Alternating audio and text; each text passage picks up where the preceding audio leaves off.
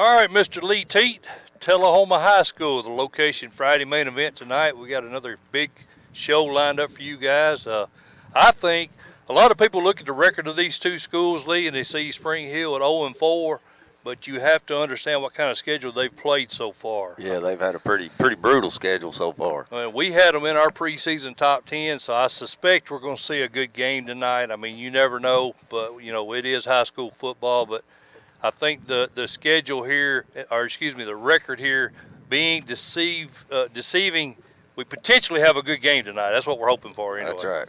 All right, Lee, let's go ahead and get things started. We got a good buddy of ours, Coach Jason Fitzgerald, Meigs County, on with us. Coach, how you doing? Good. How y'all doing this evening? Is it hot enough for you over there? Man, we were trying to adjust this little canopy where we could get as much shade as possible. It's pretty rough over here tonight. We're talking about the 5th game of the year, and it's 90 degrees outside. It's unbelievable. It is absolutely crazy. Coach, you began your career, you and I were talking just off air, you began your career, I believe, at Ray County, your alma mater, and then you went to Hickson, if that's correct. That is correct. And that program was in pretty bad shape. Then you come to Meigs, I think 2014, again, a program not had a lot of success. You've turned it around rather quickly. What do you accredit, your ability to come into these programs and get them turned around so fast? When we went to Hickson, and then when I came to Meigs County, I was looking for places that I thought could be successful, and I had to look at the principals that were there and the superintendents that were there. People just want to look at, are there any players there? But you got to find out if those systems are on board. And both programs have been on board, especially here at Meigs County, from the superintendent all the way down. And, and then we've got some good kids. We're in a cycle of good kids. But, people ask me, when you turn it around, what's the biggest thing to turn it around? And I tell them all that all new coaches are going to come in and say, we're going to outwork the last staff. We're going to do this better. We're going to do that better. But you got to end up winning some games, and you got to beat some people you hadn't beaten a long time or weren't supposed to beat. And once you do that, then the kids really start believing what you tell them, because everybody's going to come in with a new idea and think it's going to work. But you got to win some games, and you got to win some games you're not supposed to win to make those kids believe it, make the community believe it, make everybody believe that we can do great things, and that's what we've been able to do here at Meigs County. Well, Coach, we read that one of the first things you did there at Meigs County was try to get some of the basketball players who had previously been in a state title game before you arrived try to get them out on the football team to get that winning attitude out onto the gridiron. Do you see that as one of your key reasons for a quick turnaround? We did. We got some kids out there. I even got one this year who's a senior, but I've got him out here. He's 6'6", 205 and can run around a little bit. So we're playing him at some outside linebacker and some wide receivers. So anytime you can get somebody that's that kind of athlete, that's going to help you.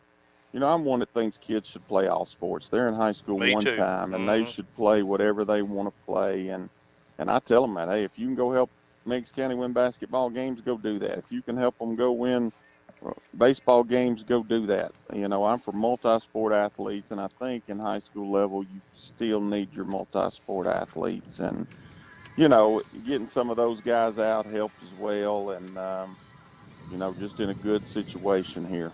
Right. I agree with you, Coach. Well, that offense of yours, talking about athletes, 44 points a game through the first 4 games. I think your defense has been equally impressive. I think you're only giving up around 7 points a game. Is there any phase of this 2018 team that you feel may need some improvement, at this point in the season? I don't know.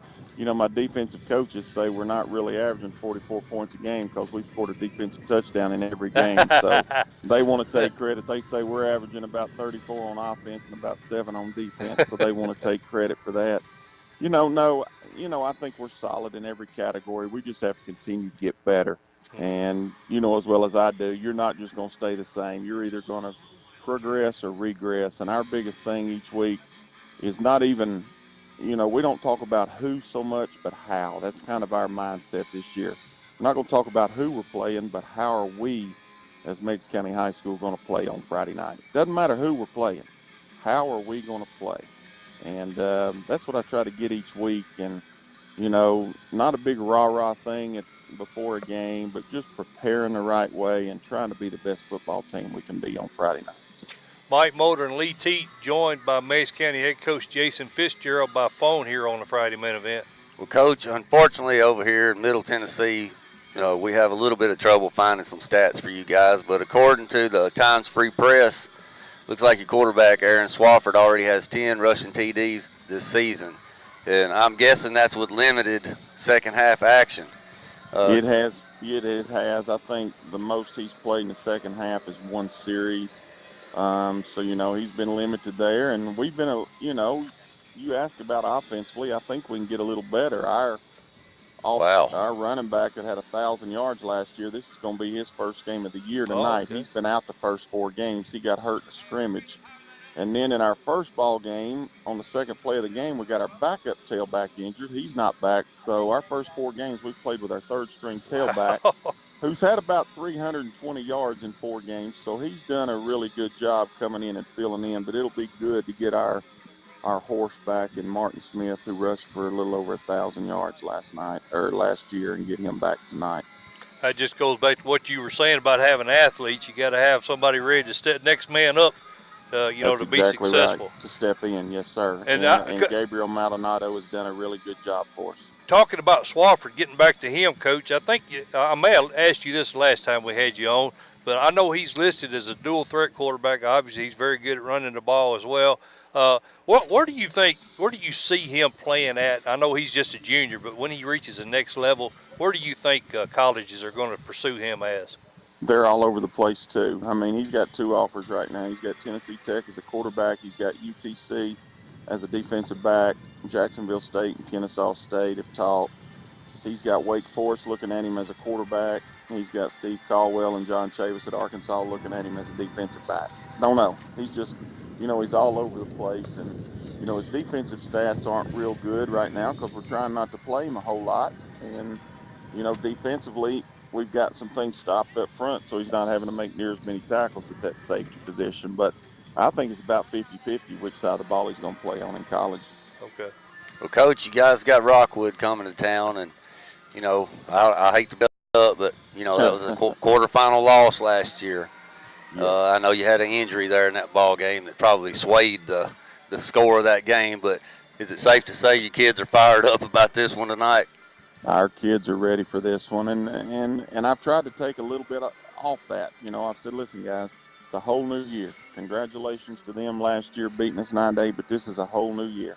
They're not the same team. We're not the same team, and what we do, right here is going to help set us up for the playoffs. So, yeah, you keep that in the back of your mind, but the biggest thing is going out tonight and doing what we're supposed to do and being that team that we want to be. Well, Coach, obviously, but I will say everybody in the community and everybody else has reminded them. There's signs up all over the place, 9-8 and all this other stuff. So yeah, they know what's going on. Sorry about that. I didn't mean to interrupt you. Court, I talked to you about this last time. You know how we feel about your team. We got you guys #1 in the state in our preseason poll. You hadn't done anything to change your mind. Everyone across the state has heard of Swafford, as we mentioned. You mentioned you had your tailback back tonight, but who are some kids, maybe some people over here in the Middle Tennessee area that haven't heard about on this Tiger team that's been key to your success this year?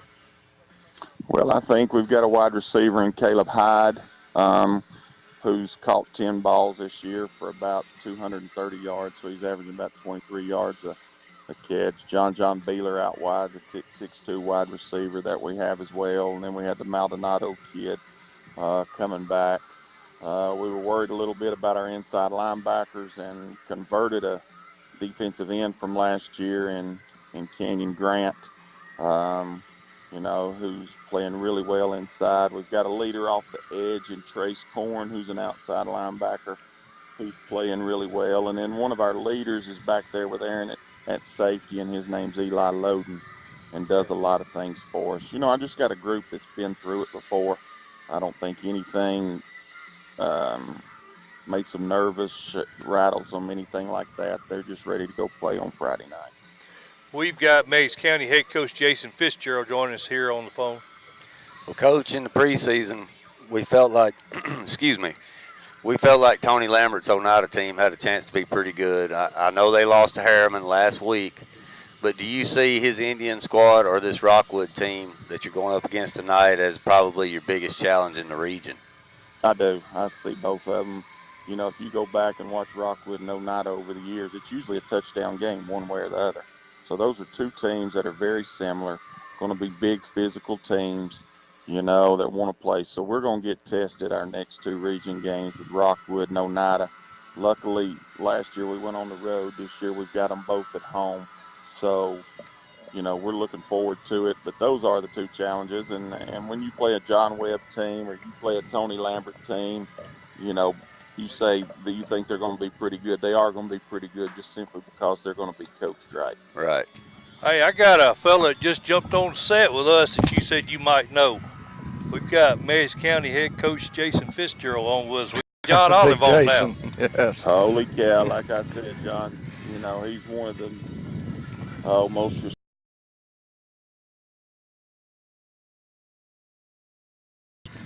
Well, Coach Fitzgerald, we've held you up and up, buddy. I know you guys got the early start over there. We appreciate you jumping on with us, and hopefully we can get you on again soon.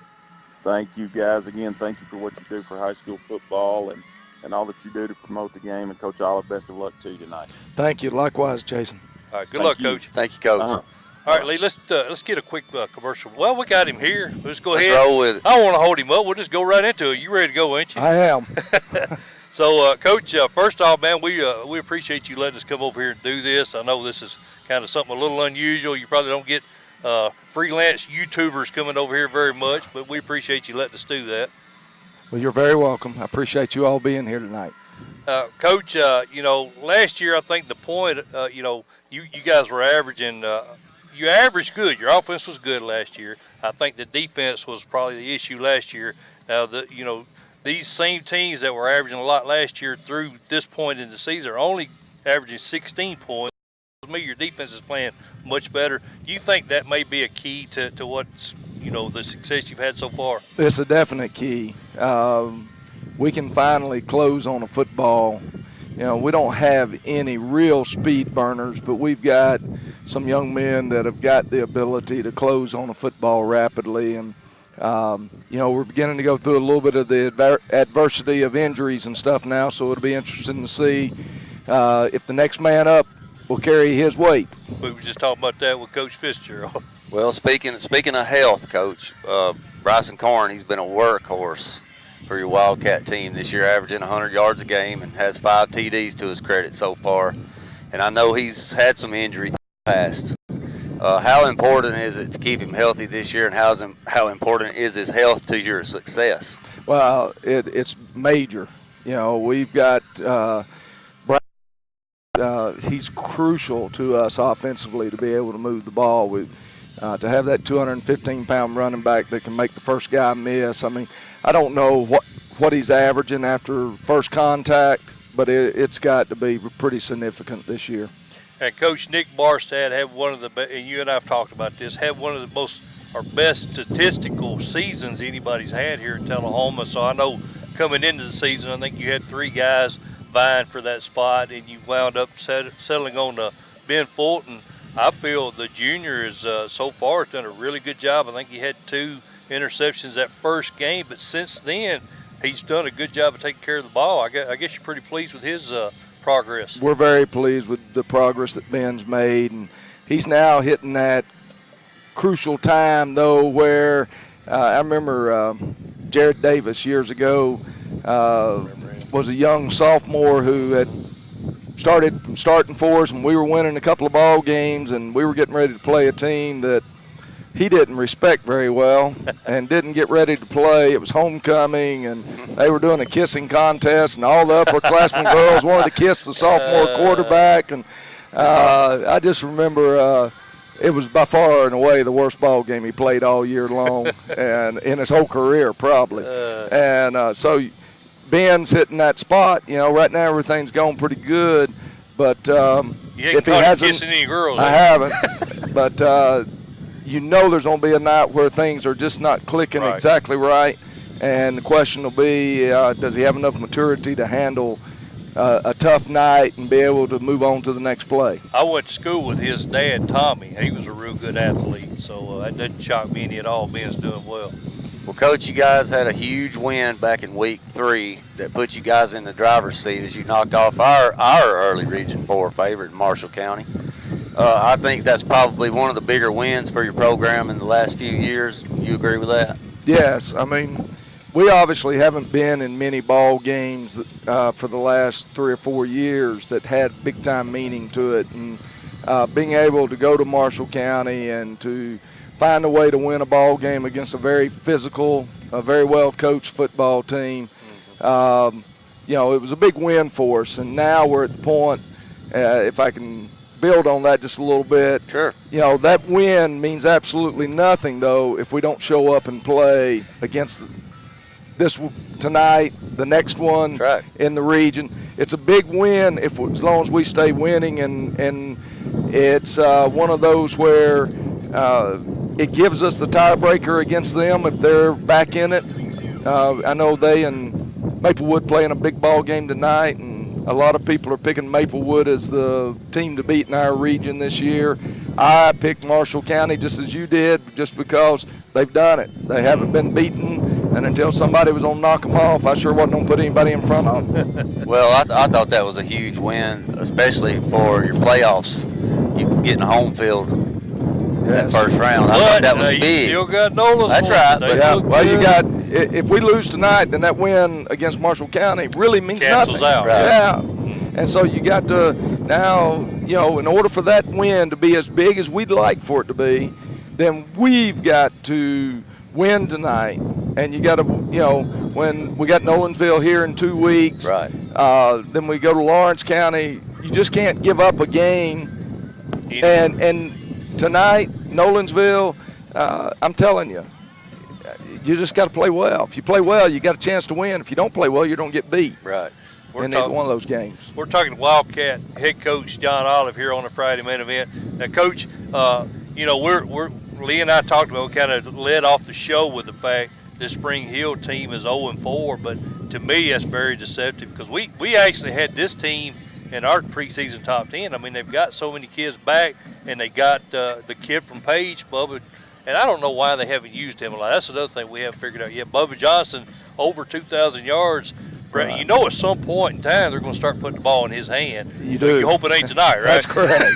You hope they wait another week. But I think it's a pretty good Spring Hill team, though. I think they're, you know, they have turned the ball over. Right. If they don't turn the ball over, they're in every ball game that they've played so far. And even, you know, you look at Riverdale from last week, and Riverdale wore them out pretty good. But it's because they turned the ball over, and they put themselves in such a hole right off the bat that, I mean, we've been there just a couple of years ago where you start a game wrong, and it's immediately everybody says, well, here we go again, and that's a hard battle to fight. Yes, sir. You know, Coach, we were just discussing this Region 4 here, and I personally, Mike, I think agrees with this. We felt like this is one of the most difficult regions, top to bottom, in mid-state for sure. Being with Maplewood, Nolensville, Marshall County, you guys. Based on the results we've seen so far, who's impressed you the most this year in the region? Yourself? No.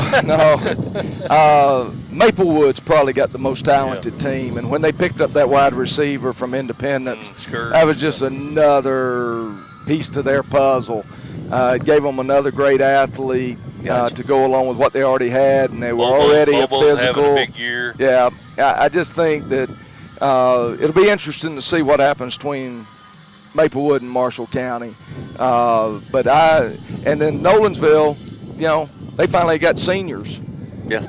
And so when they get Wharton back, I think Nolensville will be really, really tough and hard to beat. Well, that backup quarterback's done a good job. He's done well. They may be better off to keep him in there. I don't know. So anyway, that's I agree with you. I think we're the deepest 4A region in the state. I do too. I know last year I think we would have probably made the playoffs if we'd been a 5A school. Oh, yeah. Now, we might have got killed in the first round, but we'd have But been that there. region swept 3 last year, just talking about what you were saying. And so anyway, I think for the last 2 years, our region has swept first round, and then we play off against each other in rounds 2 and 3. That's correct. See who gets to go play Greenville. That's what I was going to. That's my next question. You know, I hate that you guys are wound up in Region 4. You got to go east. You got Anderson County, Elizabeth, and I mean that quad is just so loaded over there, man. I think, in my opinion, you know, trying to get out of this half of 4A is probably the toughest task in the state, to be honest with you, when you got Greenville sitting over there. Yeah, and Anderson County gave Greenville everything they could take last year. And then Greenville easily won the state championship. So those 2 teams right there are probably, if they've got to be 1 and 2 in our state and our classification. I agree. And then, you know, the good part about it is you only got to play one of them because they play off against each other. And so that's the good news out of it, is that you only have to get one of them, and it's in the semifinals. And in one-game format, anything can happen. Anything can happen. You just gotta take it though one game at a time and see if you can get to there. We've not been there, so I'd like to experience that one time. I hope you do too, Coach. I'd love it myself. Well, Coach, I know you got a lot of stuff to go do and tend to. We won't hold you up, but we appreciate it. Thank you. I appreciate it, guys. Thank you, sir. You're awesome here in Tullahoma, man. You're highly loved. Thank y'all very much. Thank you. Thanks, Coach.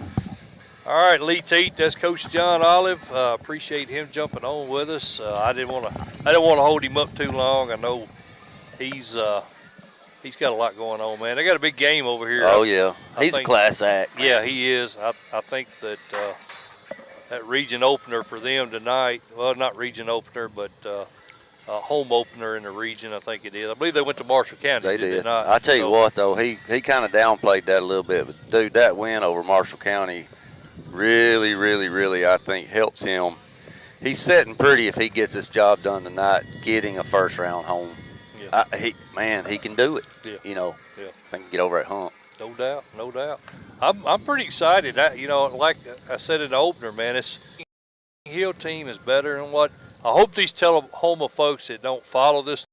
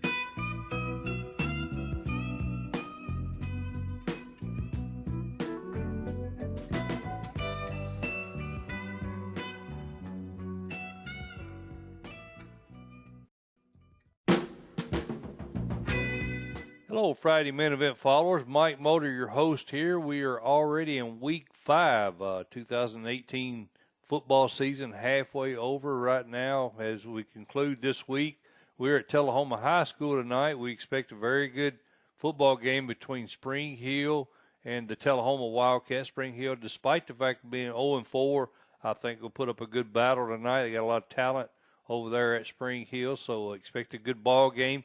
We've got a great show lined up for you guys. We're going to head over to East Tennessee in the first segment. We got Meigs County head coach Jason Fitzgerald joining us. We'll be talking about what the Tigers' possibilities are for this 2018 season. Off to a great start, undefeated. And then we'll head back over here to Tullahoma as we'll have John Olive on live with us. John Olive, 26 years there at Tullahoma High School. He's kind of a staple of the community. Great head football coach. We'll have him on set with us there live. Look forward to talking to Coach John Olive.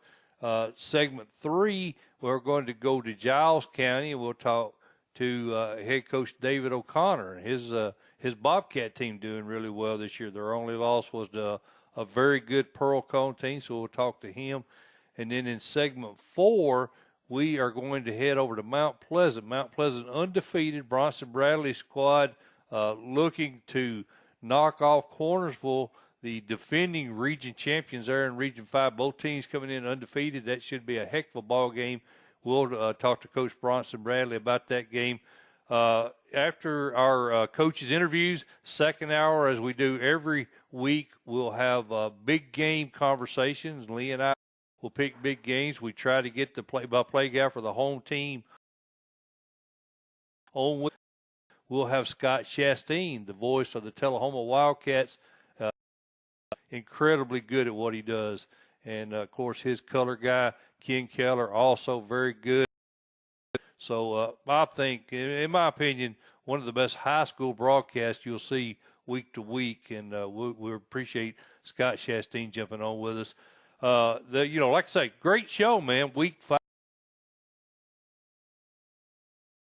A lot of good football to talk about. We're excited about it. Of course, CoachT.com is our main sponsor, so you can always go to the scoreboard tab on CoachT.com, find a direct link to us. We appreciate Jim Thompson and everything he's done for us this year. We think this 2018 football season has been successful. We hope to continue that trend, but CoachT.com, this is the Friday main event. Hope you guys enjoy the rest of the show.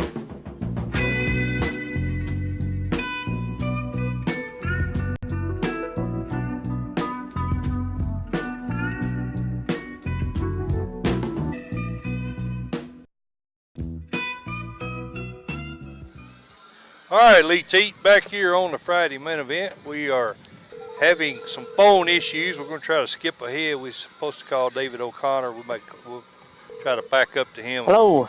Hey, Coach, we're a little early. Are you okay to go now? Yeah, go ahead. All right, good deal. We've got Bradley, Mount Pleasant's head coach on with us. Coach, we was trying to call Coach O'Connor. We was having trouble getting through to him, so we just kind of swapped you guys up. All right. Appreciate you working with us. How you doing? I'm doing pretty good. It's a little hot out here right now, but we got get here where it's cooler. Yeah, we got the same issue over here. You guys have got a heck of a ball game. Let one slip last year, and we've had a good week of practice. I've been proud of them this week. Coach, you were led last year by Mr. Football semifinalist Tay Pillow. Yeah. Ironically, your offense hadn't missed a beat as senior Zyshawn Alderson now has 610 yards rushing and 7 TDs. Were you expecting him to make that big of an impact this year? I did. If Ty hadn't been so good last year, Zyshawn would have probably been our tailback. We've just had some pretty good running backs the last couple of years, and they're just filling the goal. Next man up is what we say, and these running backs here lately have heard the call and answered it. Coach, we talk about your run game, but I think your junior quarterback Hayden Lovely's done an excellent job running that offense. Of course, you guys faced a senior Ethan Cobb at Eagleville.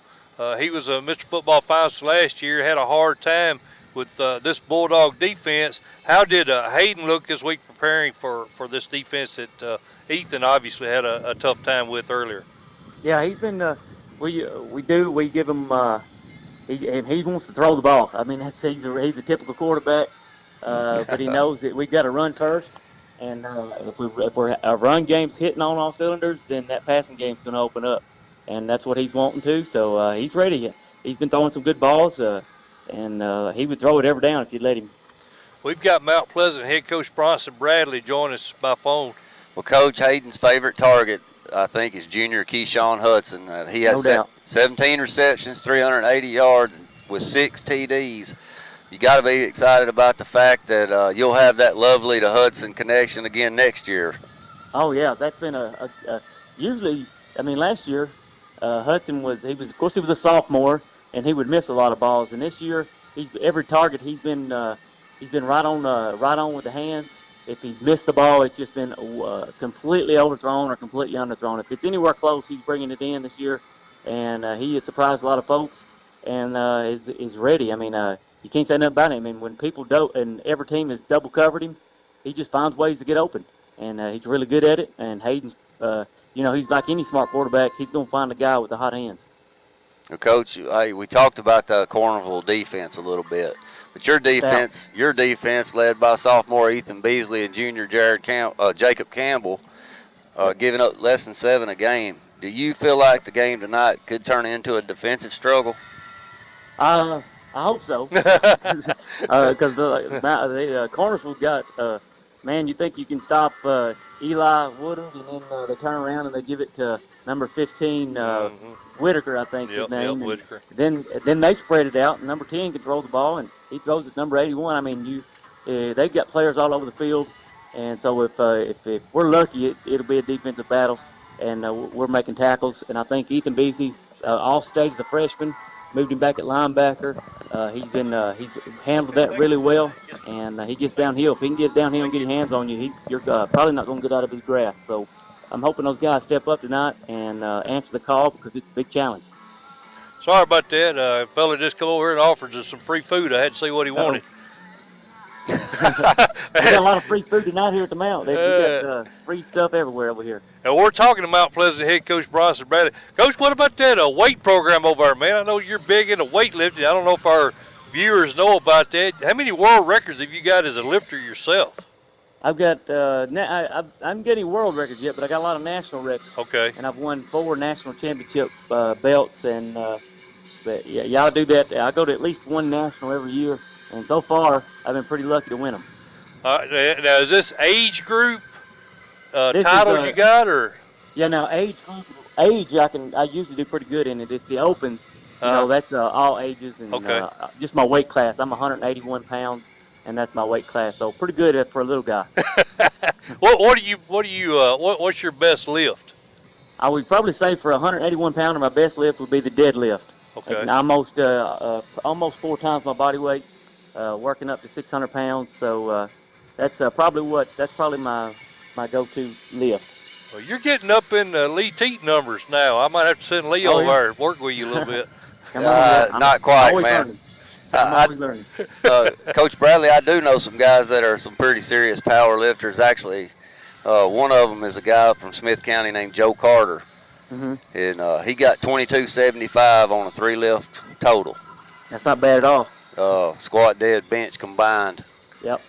He's pretty stout. So I always like to talk to guys about this powerlifting stuff, because I think it makes a big difference when your team gets involved in that. Well, you got the right guy. You got the right guy on with you for that. I kind of got off topic a little bit, Coach. You guys face Wayne County next week, and I'm not trying to jump ahead, but after that, you got a region game with Huntland. I think a win tonight or a win against Huntland would definitely put you guys in a lock for a playoff spot. So, after missing the playoffs last year at 7-3, I still can't figure out how in the world that could happen. But after missing that at 7-3, your kids, I'm sure they really understand how important these region games are, don't they? Oh yeah. That's what we got to take out. We took care of business last year, but we forgot to take care of Region 5, which is the most important thing on anybody's schedule, is your region. Mm-hmm. And we took a break. We beat everybody else. We just lost 3 region games, and one of them, maybe 2 of them even, we thought we slipped away. We let it happen, and we beat ourselves. So this year, we went into the mode and been focused on taking care of Region 5, and that's what we've been so far. We've been pretty good at it, and that's our main focus. I know we have Waynesboro next week, which is a big game for us usually, but we got to take care of Region 5 this year, or there's no playoffs. Doesn't matter if you beat everybody else. Right. If you don't take care of your region, it don't matter, and we found out that the hard way. Well, I'll tell you what, brother, one thing I love about you is the way you promote your program. I watch your Facebook Live every week when you do your awards. So, man, that's awesome. Just keep it up. I like seeing coaches are that bought into their program, man. You do a great job over there. Well, I tell you what, we have, when you're a small football town or a football team and you've got 3 other big football teams in your county, you got to do something a little different to get people interested in your program. Mm-hmm. And things like we do tonight, like the Sundrop Bowl, some people may make fun of it, but hey, we're going to have a huge gate tonight, and we've been promoting that. You got to be a little different. You got to do something everybody else is not doing to get your program noticed, and I think we do a good job at that here at Mount Pleasant. I think you do too, Coach. Well, good luck to you tonight, buddy. We appreciate you jumping ahead and talking a little Mount Pleasant football with us, and hope to talk to you again before the year's up. I appreciate it. Thank you, Coach. Good luck, Coach. Thank you. All right, Lee, that's Bronson Bradley, head coach of Mount Pleasant. Always enjoy talking to Coach. And I'm going to go ahead here while we're on the air. I know this is kind of weird to do this, but I'm going to go ahead and try to call Coach O'Connor one more time. We may have a bad cell signal over in his area, so we'll go ahead and call him while we're on air. What the heck? Hey. It's YouTube, right? That's right. If we don't get him this time, we'll just assume that he's having some phone issues. Your call has been forwarded to an automated voice messaging Apparently his system. phone is, I'm pretty sure mine's working because I've been able to get everybody else, but is not available. We're having issues. The mailbox is full and cannot accept any messages at this. So anyway, we'll just try to get him another week. Not a big deal. We got a ton of big games to talk about tonight, and I'm really looking forward to this. When I was doing radio for all those years, even at the ticket radio, at the prior to being the Duck the second time, I've always had opportunity to work with Scott Shasteen. And man, if you want to hear high school play-by-play at its finest, you need to catch a Tullahoma football game. Scott and of course Ken Keller as a color guy, they bring a whole new level to high school football, in my opinion, for us calling games. So he's going to jump on with us at 5:30, Lee, and talk big games. And Scott, if you happen to be watching, come on over, brother, because obviously we're going to be running a little ahead due to Coach O'Connor not being able to get in touch with him. But Lee, why don't we just go ahead and take another break right here, and we'll come back and we'll jump right into big game. Man, there's a bunch of them tonight. Let's roll with That's our favorite part of the show anyway. Right. That's right. So we'll do that. We'll be back right after this. Hello, Friday Main Event followers. Mike Motor, your host here. We are already in Week 5, 2018 football season, halfway over right now as we conclude this week.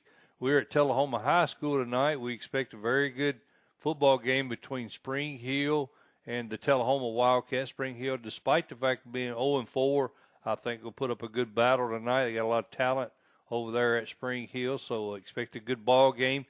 We've got a great show lined up for you guys. We're going to head over to East Tennessee in the first segment. We got Meigs County head coach Jason Fitzgerald joining us. We'll be talking about what the Tigers' possibilities are for this 2018 season. Off to a great start, undefeated.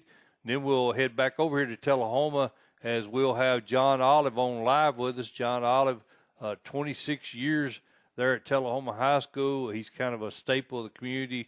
Great head football coach. We'll have him on set with us there live. Look forward to talking to Coach John Olive. Segment 3, we're going to go to Giles County, and we'll talk to head coach David O'Connor. His Bobcat team doing really well this year. Their only loss was to a very good Pearl Cone team, so we'll talk to him. And then in segment 4, we are going to head over to Mount Pleasant. Mount Pleasant undefeated, Bronson Bradley squad looking to knock off Cornersville, the defending region champions there in Region 5. Both teams coming in undefeated. That should be a heck of a ball game. We'll talk to Coach Bronson Bradley about that game. After our coaches' interviews, second hour, as we do every week, we'll have big game conversations. Lee and I will pick big games. We try to get the play-by-play guy for the home team on with us each week. And you got a special treat tonight because we'll have Scott Shasteen, the voice of the Tullahoma Wildcats. In my opinion, probably the best play-by-play guy you're going to find anywhere in high school football. He's on 101.5 The Rooster every Friday, bringing you Tullahoma football. And, man, this dude is incredibly good at what he does. And, of course, his color guy, Ken Keller, also very good. So I think, in my opinion, one of the best high school broadcasts you'll see week to week. And we appreciate Scott Shasteen jumping on with us. Like I say, great show, man. Week 5, we've got a lot of good football to talk about. We're excited about it. Of course, CoachT.com is our main sponsor, so you can always go to the scoreboard tab on CoachT.com, find a direct link to us. We appreciate Jim Thompson and everything he's done for us this year. We think this 2018 football season has been successful. We hope to continue that trend, but CoachT.com. This is the Friday Main Event. Hope you guys enjoy the rest of the show.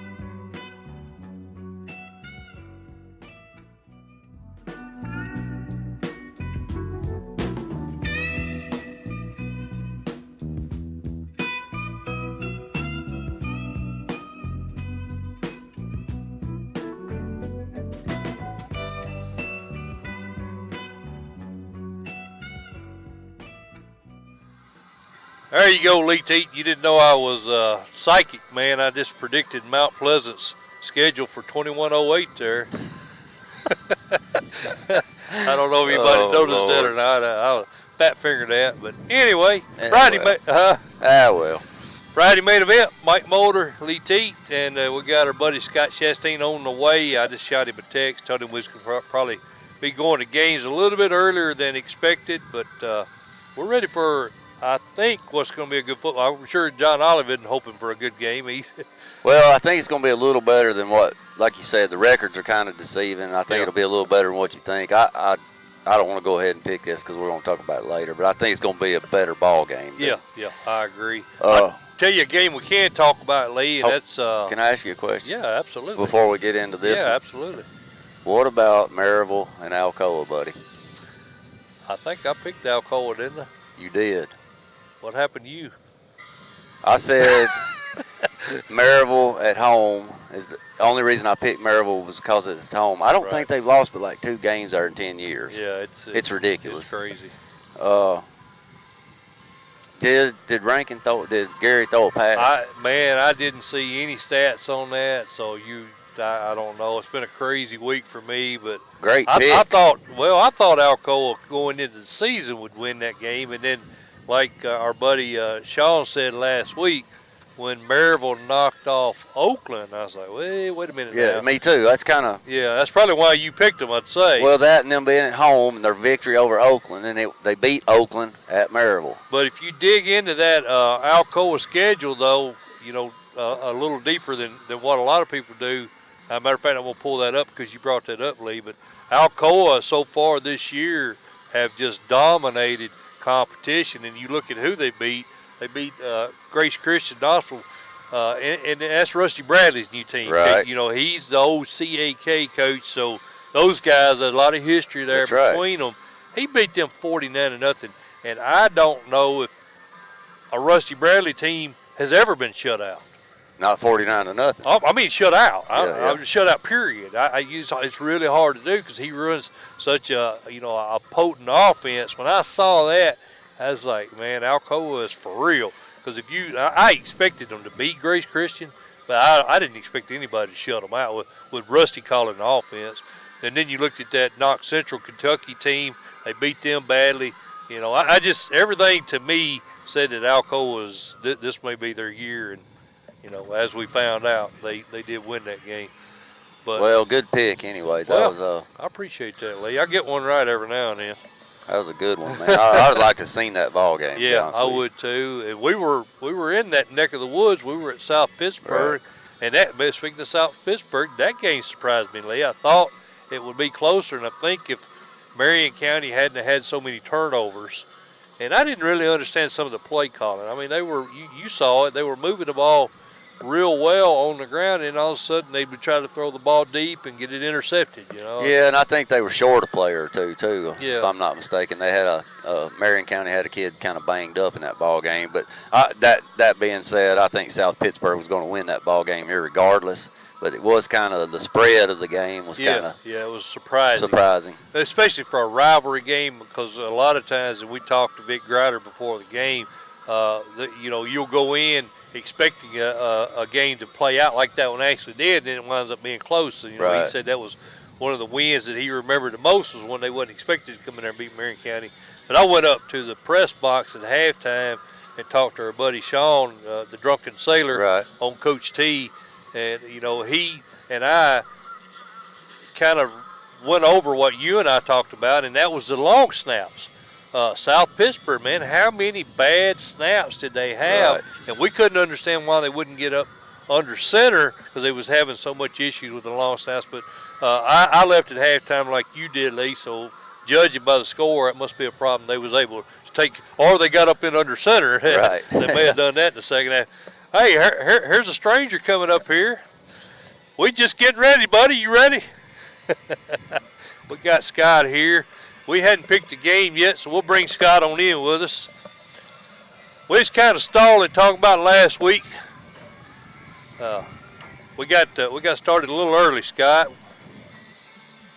What happened was we had David O'Connor lined up to jump on with us, and we wasn't able to get in touch with him, which that happens every now and then.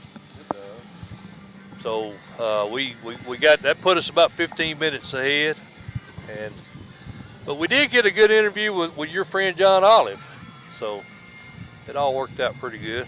He's a talker. Jump on with us, brother. Matter of fact, Lee, why don't we just kind of let Scott highlight this game here for us? I mean, he's the man that's going to know something about it. That's right. What are you expecting tonight, Scott? Well, you know, for Tullahoma, this game has always been a little bit of a trap game. They've played intense rivals, Shelbyville, Coffee County, and Franklin County, and then stick Marshall County in there, the perennial Region 4-4A power. And Tullahoma's got to come off those 4 games and get excited about playing Spring Hill. Last year, the Wildcats played the worst game of the year against Spring Hill. Of course, it was there. Right. And they were 2-2, not 3-1. And they were 0-1 in the region, not 1-0. So tonight, you know, as a Tullahoma fan, you hope that the Wildcats can muster that intensity and that want to in this heat and use their superior playmakers, I think, to win this game and go 2-0 in the region.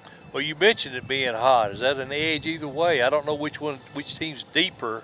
I haven't gone that deep into it as far as, you know, how many two-way players each team has got. But is there any advantage one way or the other with it being this hot? I don't think so. Both teams have a lot of two-way players. I know Tullahoma does. But the Wildcats are in great shape. You know, it's been really hot every game. So Tullahoma's in great shape. They haven't faded at the end or anything. They have, if anything, I think gotten a little stronger as they've gotten into the third and fourth quarter. So, but I mean, it's just like any other condition. Both teams have to play in it. Both teams have to deal with it. They did get to practice in a little bit cooler weather a day or two this week, so that's a plus. And we're looking at this region. We was kind of talking to Coach Olive about this a little, Scott. I think, you know, it's only a 6-team region, but you've got really 5 teams, and I'm including Spring Hill in this, fighting for those 4 spots because, you know, Lawrence County is just not very good this year, just to put it bluntly. But I think that's why this game is probably, and I think what I'm afraid of is some of these Tullahoma folks that don't follow this region as closely as you and I are going to come in here and see a 0-4 team and think this is going to be a cakewalk, but this is a pretty good Spring Hill team. Well, that's a good point. 0-4 is 0-4. There's no way to paint that well. They've competed in a couple of those games, and in a couple of games they haven't been very competitive. And, of course, you know, that school's had a really tough couple of weeks, so that plays into it. These are young people who are dealing with a loss, and they're trying to come back from that. And I know they want to. Talking about the coach, correct? Sure. Right. Yeah. And I know they want to, you know, win for him and all that. But I think the casual fan who looks at 0-4, the casual fan doesn't look at the records. They just come out and enjoy a football game. I think the person who looks at the records and sees 0-4, all they got to do is look at last year, right, and know that Spring Hill's always going to bring quality athletes to the field. Well, we won't make you pick that game since you're kind of connected to it, unless you want to pick it. Well, I mean, you know who I'd pick. There's an obvious favorite here tonight. They're on the home field. The other team's 0-4. Tullahoma's got a chance to come really close to clinching a playoff berth if they get a win tonight. I mean, it's almost sealed. Considering Lawrence County's issues, you've got to think Tullahoma can beat Lawrence County, and so it's a de facto playoff clinching game tonight for the Wildcats. So they should win. What about Ben Fulton? How I know the new coach, their new quarterback there, the junior, replacing Nick Barstead, who had a phenomenal season. How have you been pretty impressed with how he's played so far? Well, Ben's gotten better every game.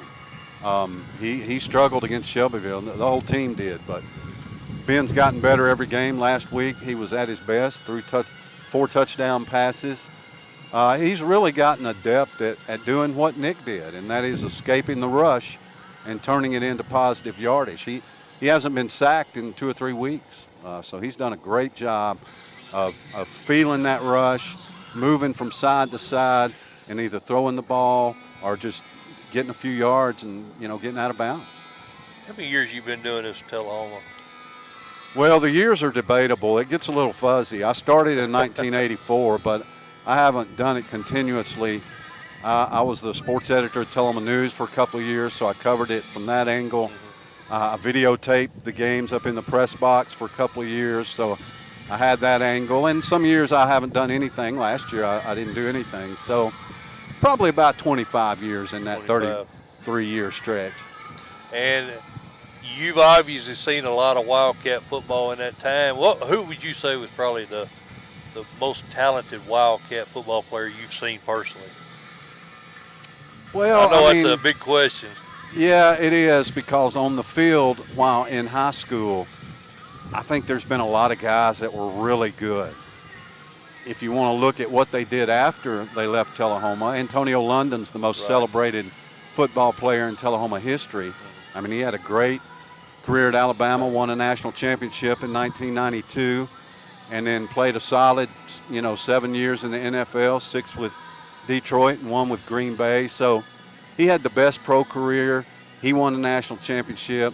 He's the most celebrated football player in Tullahoma history. But the 80s were great to the Wildcats. I mean, Joe Gaddis's Tullahoma teams in the 80s were phenomenal. Matthews. You had the only 2 pro players play on the same team. You had a number of Division I guys. Wayne Shaw went to Alabama. Maury Shaw went to Ole Miss. So you had guys like that. And then in the 90s, a guy who's often overlooked is Cameron Howard. Cameron Howard was not only a phenomenal football player, but he won 6 individual state championships as a track and field athlete. He went on to Tennessee State and competed in the NCAA track and field meet. He was on his way to qualifying for the Olympics. I mean, this dude was long jumping 26 feet, and he tore his ACL down in Puerto Rico, jumped out of the pit. Wow. And tore his ACL and was never quite the same. But Tullahoma's had some great. Cass Barnes was a tremendous athlete here at Tullahoma, both basketball and football.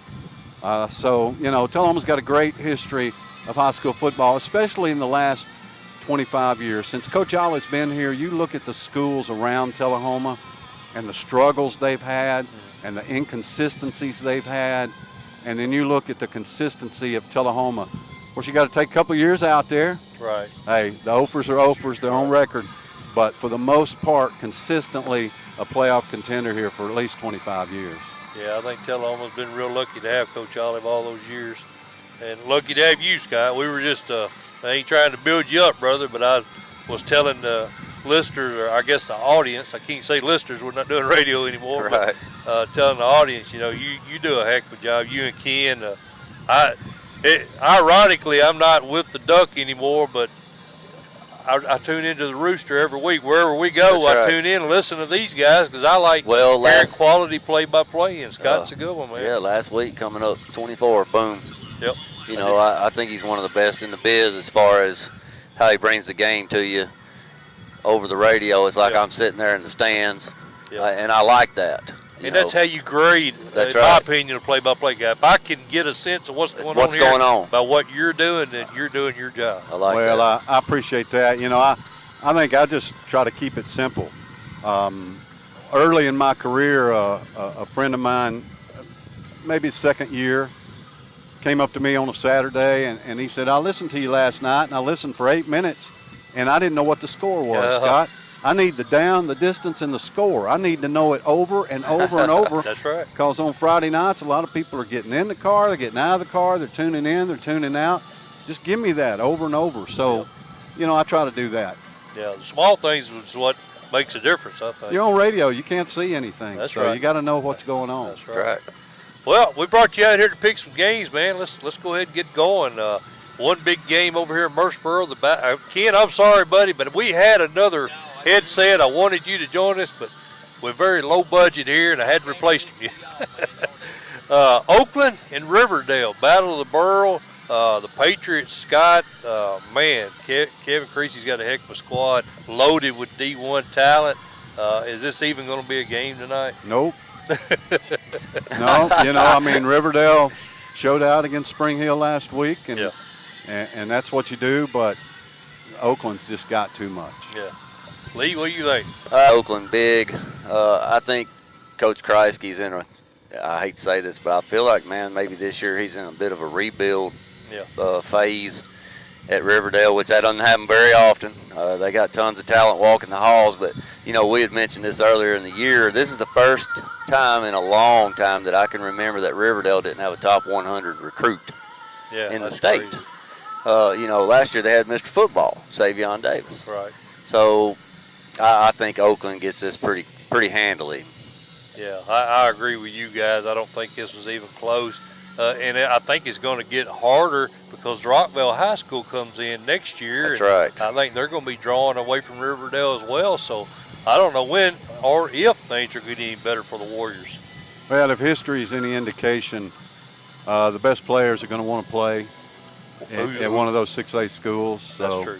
But it will hurt Riverdale a little bit. Can you still call this the Battle of the Borough? Because there's really so many I think this kind of originated when there were the only two teams over there. So. Well, I'm so old, I remember Murfreesboro High School. So. Okay, there you go. Next game, Maplewood, Marshall County. This has got a lot of interest here for the Tullahoma folks. So obviously, they knocked off Marshall County a couple weeks ago. You were on the play call there. Maplewood, Bobo Hodges Lee is having a phenomenal year this year. The only team that they've encountered that beat them was East Nashville, and East Nashville is surprisingly good this year. Our buddy David O'Connor's going to have to deal with those guys. That's right. But this game right here, I think preseason, Scott, before the Bryce Wallace transfer, I was all over Marshall County. I'm leaning toward Maplewood now. Well, in my preseason poll, and Ken and I agreed on this, we really like Nolensville to finish in that second spot. They're so experienced, and I still think that's true. Marshall County has some really good athletes, but losing Wallace hurt them. They haven't recovered from that. Their sophomore, Thomason, is a really good athlete, but he's not Bryce Wallace at quarterback. Yeah. Maplewood, Bobo Hodges does a great job. I think he's going to be your player of the year in Region 4-4A, and I like Maplewood tonight. No doubt. I don't think it won't be a blowout, but I'm not sure it'll be real close in the fourth quarter. I agree. Well, it's at Marshall County. That's a tough place to play. Yeah. But there again, reiterating what Scott said, I think Bobo Hodges, and then, he's thrown for 1,000 yards already this year. 16 TDs going into week 5. And Kendrell Scurry came over from Independence. I think tonight Maplewood just has too many athletes for Marshall County. And that was a name that Coach Olive mentioned he thought might be the difference maker in the region with Scurry coming over, giving them another weapon over there. What's your take on it, Mike? I'm with you guys. I think Maplewood wins. I think it may be a little closer because it's at Marshall County, and Thomas Osteen is a very good game planner. I think he's going to come in with something designed to slow Bobo Hodges down, but I don't think he's got the horses to win this one. I don't either. All right. Have y'all been to Marshall County? Yes, sir. They need a rebuild. Yeah, absolutely. That press box is rough, isn't it? The whole stadium, they need a rebuild. Well, I don't know why they don't build a stadium over at the school. That's first time I went over there, Scott. I didn't realize they didn't play at schools. I went to the high school, and I had to ask Coach Osteen where the games were at. So, yeah, they do. Yeah, I agree with you 100% on that. Lincoln County and Shelbyville, Scott. You got to see Shelbyville there in week 1. Lincoln County, I think they made a really good hire with Tim Johnson. He's done a great job there.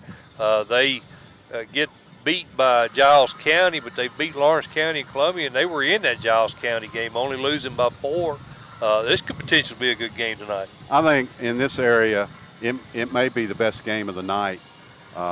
Tim Johnson has really got Lincoln County playing well. Do you remember him? You probably remember I do him. remember him. I figured you did. But, I saw what Shelbyville did to us. Lincoln County better come prepared to tackle Caleb Marsh. He ran for 200 yards on this field to open the season, and Grayson Trammell obviously is an outstanding quarterback. I like Shelbyville to win this game, but I do think it will be close. Lee? I'm going to go with Lincoln County tonight. Wow. Reason I like Lincoln County tonight, I think that Tim Johnson is he's went to power football, playing power football. And I think he's going to try to control the clock and keep Grayson Trammell off the field. And I think that there's a good potential late in this ball game Lincoln County goes ahead. That's not a bad pick because that was a darn good Giles County That's team right. that they stayed with last week. So That's right. It's not a bad pick, but I'm kind of leaning with Scott. I think Shelbyville at home, and given the fact that they do have a threat at running back, Caleb Marsh. Yes, that's correct. I think that's going to be priority one for the Falcons tonight is try to stop Marsh like Marshall County. Marshall County kind of laid the format. I think he only had like 30 or 40 yards against them after he exploded on you guys. So I think that's what you got to do to beat them. But I think too many weapons for Shelbyville. I'm going with the Golden Eagles. You think Trice has a big game tonight? Potentially. He's a good-looking athlete. Yeah, he is. He's a very good-looking athlete. He's got good size for a receiver, doesn't he, Scott? Yes. Yeah. Well, I'm going to stay with Lincoln County, Mike, All but right. I think it's going to be a squeaker late. Hey, don't let people change your mind, man. You got to go with your gut. Yeah, I let him change my mind on a couple last week, and I missed them. So I'm going to stick to my guns this week. This right here surprised me, Scott. We put a Twitter poll out of several big games, and this game right here got a lot of action. The game I'm talking about is Region 4, Lebanon and Hendersonville. Now, if you'll remember, Lebanon pulled a big upset last year, beating Hendersonville 29-23. Like 85% of the poll picked Lebanon to win this one. I was shocked. You got a take on this one? Me? Yeah, sure. Well, this is your buddy, Chuck Gentry's big buddy of his. I love Coach Gentry there at Lebanon. It's at Hendersonville. And, man, they put up some big points on Beach. Coach Crabtree's one of the best in the business there at Beach. He does a good job year in and year out. His teams are well coached, and Coach Beasley went in there and put some points up. Put a ton of points up on Centennial, too. And I think Lebanon's defense is they're having a very hard time scoring. They're 3 and out, 3 and out, 3 and out. And I like Hendersonville, man. You know, Lebanon was just at the absolute bottom there for 3 or 4 years, and they've really done a nice job there. Gentry has of bringing that program back a little bit, and they're competitive. But Hendersonville, traditionally, and I know they've got a new coach, but they're still doing what they've always done. They just line you up and just beat you up. Those teams up there, Beach and Hendersonville, they're like identical to each other. They just beat you up. I like Hendersonville. Just a little too much physical tonight. And Scott, you'll remember we did a preview show together. I think it was 3 or 4 years ago, and I think was it Sam Harp took over that Lebanon program, and he had won several state titles there at Kentucky. And we thought he was going to come into Lebanon and just totally transform that team, and he wasn't able to do anything. Your buddy Chuck Gentry comes in last year, gets them into playoffs, so you got to be impressed with that. But I'm with you guys. I think Hendersonville, too much offense tonight. So. Yeah, I tell you what, if Chuck had a couple more guys on offense, some playmakers out wide, he's struggling right now with his receiver core. Yeah. You know, heck, they could have beat Mountain Juliet. Mountain Juliet turned the ball over quite a bit in that ball game last week, but I think Hendersonville too tough tonight. Well, they got DeQuante Shannon, sophomore. He's done a really good job there running the ball, but he's really all they got right now, you know, as far as something that can counteract Crichton, their quarterback. That's right. All right, we'll go Commandos, 3 of us, unanimous. Cornersville, Mount Pleasant. I think this, I don't. I can't even say on the straight. I don't think it's going to be that good a game. I know and I love Bronson Bradley. Scott, we had him on with us. That guy's done a heck of a job getting that program back, you know, to being respectable. They're at 4-0. Cornersville's at 4-0, but Cornersville's played a whole lot tougher competition so far. And Jared Randolph, what a great job he's done with that Cornersville program. He's came in, carried them up to Cookville last year. I think the Bulldogs are just going to be too much for the Tigers. Scott? Really intriguing battle of unbeatens. Cornersville, to me, is maybe the most amazing story in the state of Tennessee over the last couple of years. I mean, this was a program that was just a bottom feeder for as long as I can remember. Me too. Cornersville, if you were a decent team, it was a win. That was your homecoming game. Yeah. And Mount Pleasant, on the other hand, they're trying to rekindle the days of Marco Daly when they were just a dominant football team. Walt Smith was there. Yeah, yes, absolutely. This is tough. Neither one of them have played really a very good schedule. I think Cornersville's schedule may be a little bit more difficult than Mount Pleasant's schedule. So I'm going to go with the Bulldogs here. They learned so much last year about how to win, in pressure situations, and this is one of them. Right. Lee, who you like? You got that look like you want to pull the trigger here. It's at Mount Pleasant, and I know Coach Bradley's been hyping this game. They're calling it, what do you say, the Sun Drop Bowl? Yeah, Sun Drop Bowl, right. It's got hype. Says there's going to be a lot of people at the venue tonight, and that's good. I hope you pick them. I want one of us to. That's good for the Mount Pleasant Tigers, but I'm telling you, I don't think they got an answer for Whitaker and Woodard. Yeah. I just don't. Those two kids are very special.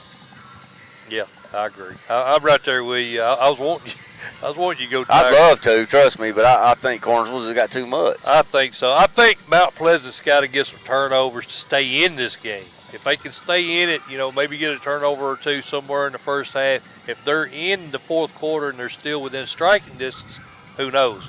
But I don't think they will be. Think it's going to be high scoring? Both defense pretty good. Yeah, I don't know. I really don't have a real good – yeah, I don't know. I think it'll be high scoring, by Cornersville. Next game, Independence and Franklin. Scott, this Independence team has kind of been surprising to me. We went up there. As a matter of fact, that was our first place we went this year was Independence in Oakland, and we thought Independence would play with Oakland. We didn't pick them to win, but Oakland just one of the most dominating defenses I've seen in person. Anytime you can shut a Scott Blade offense down, you've done a great job. But they've struggled, Lee. It seems like they'll come back one week, they'll look good against Summit, and then they lose to Centennial. They're all over the place. And Franklin, Donnie Webb's team, he's got 2 losses to 2 really good teams. I think both of them were 3-point losses. So I'm leaning toward the Rebels here, Scott. Yeah, I like the Rebels too. Independence really struggling. They do have a win over Summit, but I'm beginning to question how good Summit is. That's true. This year. So I think Franklin wins this one at home. Man, if you don't win tonight, you might not make the playoffs. That's right. Because both of these teams are no wins in the region. Yeah, you may not go. Especially Franklin. They've already lost 2 region games. So I like Franklin at home tonight, but I like it in a close ball game. Yeah, I think so. I agree with that. Man, the Indies, some weeks they come out and score a lot of points and can't stop anybody. And last week, they come out and couldn't score very much against Hillsboro.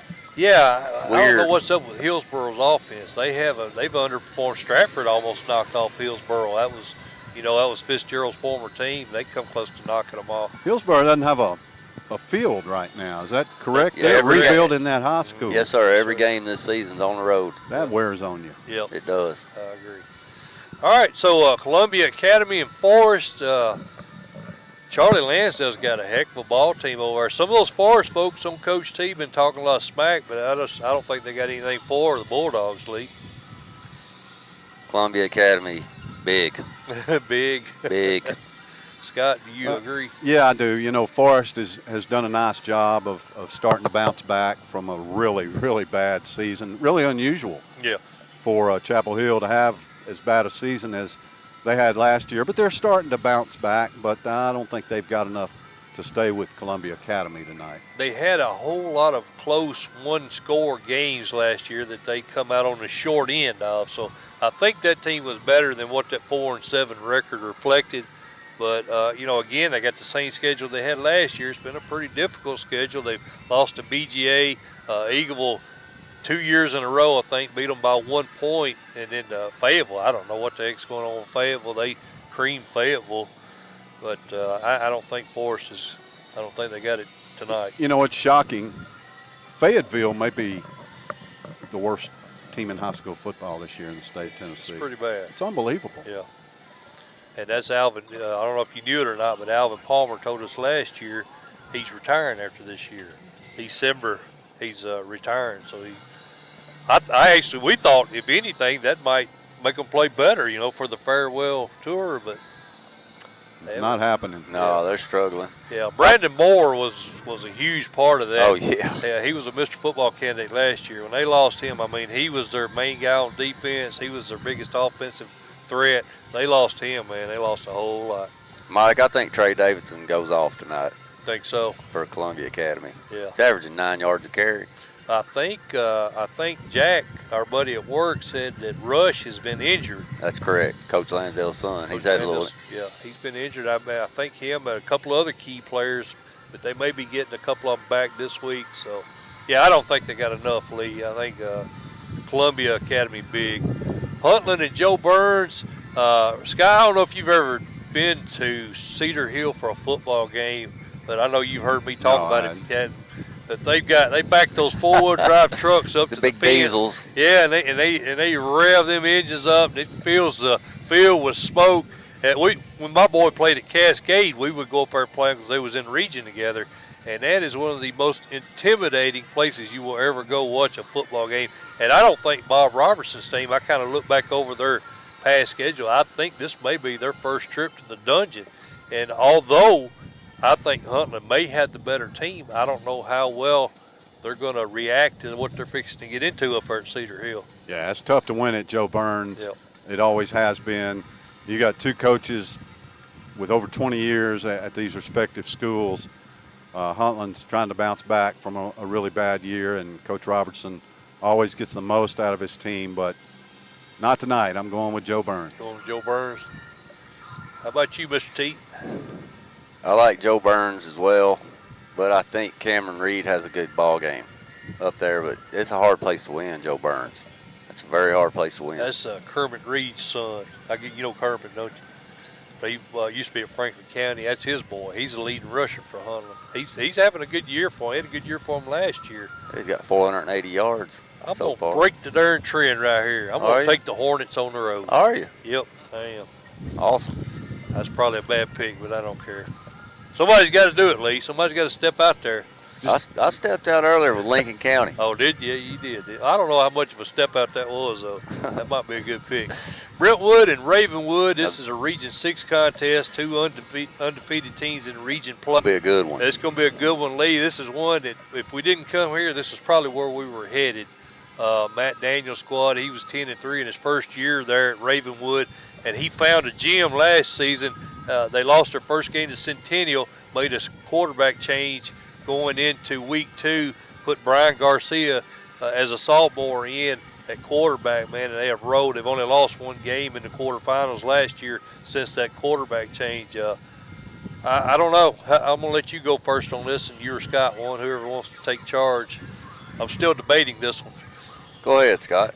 Take the lead. I'm going to step out of my usual comfort zone. I usually pick home teams in this type of game, but I think Coach Crawford, he's going to figure out a way to beat the Raptors tonight. Well, Brentwood's just, it's just such a big school, and they just have so many big guys. I don't know. Ravenwood's good, and they're undefeated, and to me, the signs point to Ravenwood winning this, but I'm just going to go Ron Crawford. Sometimes I pick a game just because of who the coach is. Yep. Franklin County's a little bit like that, and Brentwood's a little bit like that. All right, Lee, it's on you, big guy. Well, I'm a fan of Coach Crawford as well. I think he's one of the best. We had him on in the jamboree with us. I think he gets his kids as prepared as anybody. Very seldom do you see them lose a ball game because they're not prepared. Right. Maybe Jims and Joes might get them every now and then, but not X's and O's. I tell you what, the difference in this ball game tonight is Tony Rice, Ravenwood's running back. Everybody, all eyes are going to be on Garcia, and I like Rice. He's averaging 118 yards a game rushing, and you got to pick your poison, and I think Coach Crawford is going to try his best to stop Garcia, and I think Rice maybe gets 100, 125 yards rushing, and I think that's going to be the difference so I'm going to take the Raptors. Man, I'm at a straight-up coin flip on this one. I don't really have a firm feel either I way. don't either. I like what Scott had to say about Coach Crawford. We talked to him, like I said, in the Jamboree, and he's a very good game manager. He's a very good game planner. He always comes in with a good game plan no matter who the competition is. They gave up 33 points to Stewart's Creek last week, and that bothers me. Me too, a little bit. But, I mean, Stewart's Creek has played better than what we had heard. We heard in the preseason they were going to be terrible. They come in and shut Siegel out first game of the season. But, you know, that may be speaking more toward where Siegel's at than it is where Stewart's Creek is. Right. I think I'm going to take the safe bet. I'm going to go Ravenwood, but I would not be shocked at all if Brentwood pulls this one out. You got them by yourself, brother. I'll take it. Milan and Covington and Scott, Coach Marty Wheeler has become a Friday main event favorite. I don't know if you've ever heard him on our show, but he's a gem, man. We really like him. There's a lot of history here between these two region opponents. Last season, they battled twice, once in the regular season, and then again in the playoffs. Both one-score games. I think Covington's team may be a little bit better than the Bulldogs this year. Maybe a whole lot better. I like the Chargers to win a couple of scores. Really? Yeah. I'm with the Chargers tonight. I think Covington beats them Island. You thought Dan Faust was quarterbacking, right? I'll take Lance Allworth and John Hagel. There you go. Charlie Joyner, Wes Chandler. What's Muncie. Kellen Winslow? Yep. I think it's going to be a little bit closer than everybody thinks because Milan lost to a really good Peabody team by 1. Yeah. And Peabody came back, matter of fact, I think, on a pass late fourth quarter, like a game-winning touchdown. Well, Peabody's very athletic, very explosive, and I think Milan matched them, you know, 1 point loss. Right. I think Covington gets it done. I think Coach Wheeler will keep the ball on the ground as he always tries to do and pound it out. But I don't think it's going to be, I'm thinking a 3-point game. Chargers. Got it. All right, we'll get one more in. Let's take a quick break if that's all right with you guys. Marion County and Tyner. This is a good region game right here, Lee. We saw Marion County against South Pittsburgh last week. And despite the 42-6 South Pittsburgh win, Scott, this team's a lot better than that. They made a lot of mistakes, had a lot of turnovers, and I think they got so far down they just couldn't stay in their game plan, and that resulted in the huge blowout. But Tyner's tough. How do you see this one, Scott? Man, Tyner's got so many good athletes and so much speed, and their team, again, that knows how to win big games. I mean, look at what they did last year. I think Marion County is coming down from the Mac-McCurry effect. It takes 2 or 3 years for the Mac-McCurry effect to wear off of programs, and that's wearing off in Marion County. So I like Tyner here, and not a real close game. I like Tyner too in a blowout. Like Tyner. I do. Two Tyner blowouts. I do because we talked to Wayne Turner last year, man. I love that guy. He's a really good dude. Let's do one more because I'm going to have to go begin my pregame routine. Yeah, absolutely. Any particular game you like? The next one. The next one. Oh, okay. The toilet bowl. The toilet bowl. There you go. And, of course, we're talking about Coffee County and Warren County, and this may be the last chance for either one of these teams to get a win this year. Scott, go ahead and start us with that one. Oh, it is. It is the last chance. I've seen both of these teams play.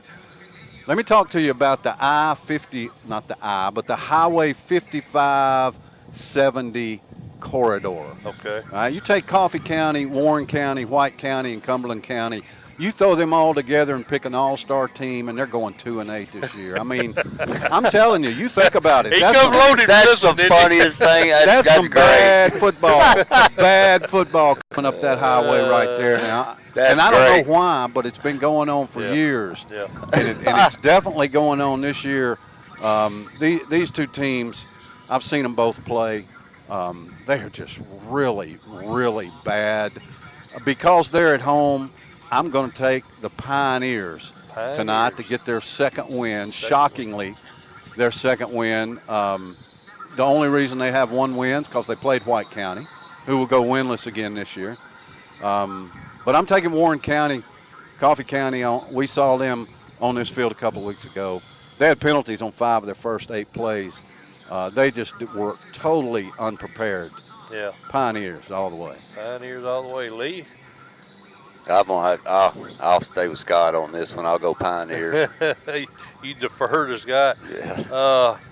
Yeah. Man,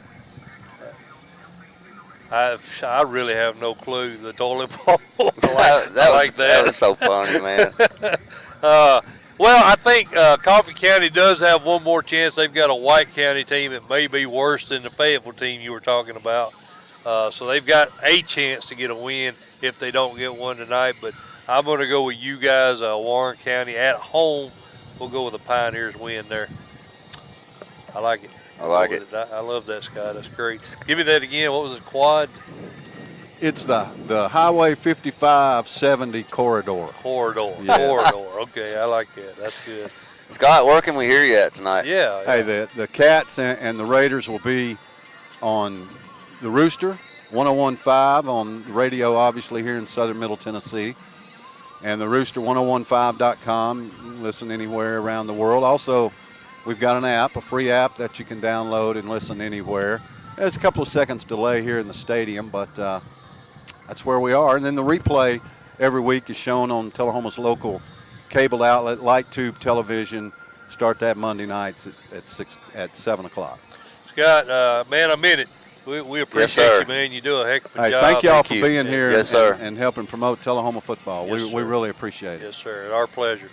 That's Scott Shasteen, the voice of Tullahoma football. Always appreciate Scott. I wish I was still working with you, brother. It's good times working with you. Lee, we'll take a break. Again, Scott, Lee, and Mike Motor, Friday main event. We'll be back right after this. Hello, Friday main event followers. Mike Motor, your host here. We are already in week 5, 2018 football season, halfway over right now as we conclude this week.